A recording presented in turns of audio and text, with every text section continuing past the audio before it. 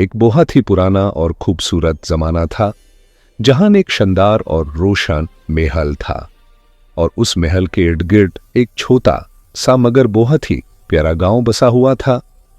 गांव के लोग सादगी से जीते थे, खुशी से हंसते थे और अपने बादशाह और रानी से बहुत मोहब्बत करते थे।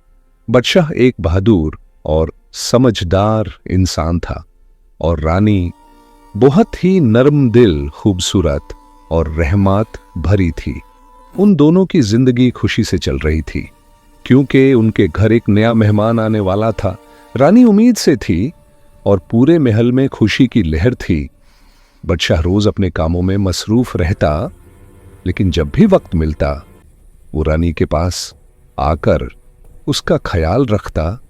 रानी के लिए एक खास दया थी और पुराने जमाने की एक हकीमा भी आती थी जो रानी की सेहत का ख्याल रखती थी। लेकिन एक दिन बादशाह को मुल्क के लिए बहुत जरूरी सफर पर जाना पड़ा। वो उदास था।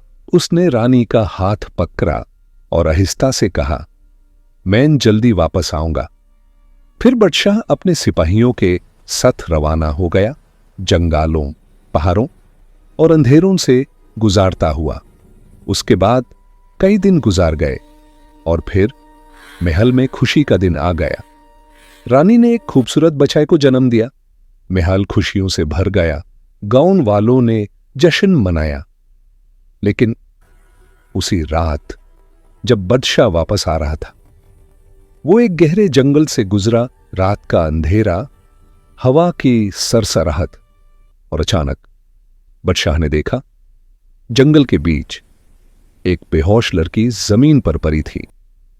बादशाह ने फौरन इशारा किया, इसे मेरे पास लाओ। सिपाहियों ने उस लड़की को उठाया।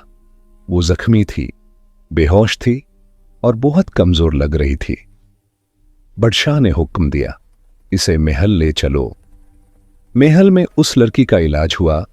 उसे एक कमरा दिया गया, लेकिन किसी को यह नहीं पता था कि वो लड़की असल में एक चुड़ैल थी। दिन गुजारते गए।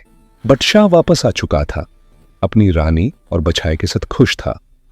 एक दिन बादशाह और रानी उस लड़की का हाल पूछने गए। तीनों ने बच्चे को प्यार किया और उसी लम्हे चुड़ैल के दिल में अंधेरा जाग उठा।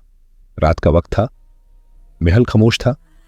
बादशाह और रानी गहरी नींद सो रहे थे और तब वो चुड़ैल अंधेरों से निकालकर बच्चे के करीब आ गई। उसके चेहरे पर खौफनाक मुस्कुराहट थी।